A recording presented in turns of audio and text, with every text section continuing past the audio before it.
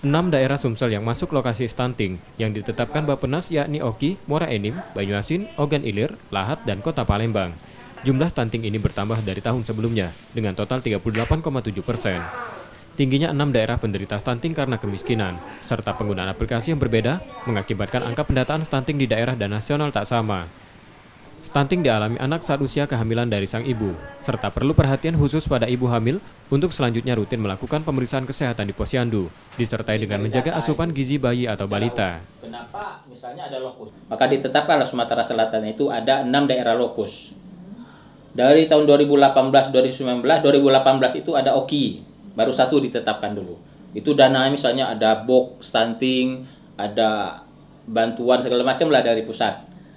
Tahun 2019 dua kita, yaitu Oki dan Muara Enim. Dan tahun 2020 ada 6. Di samping Oki, Muara Enim, kemudian Lahat, Banyuasin, Palembang. Ada 6 dia.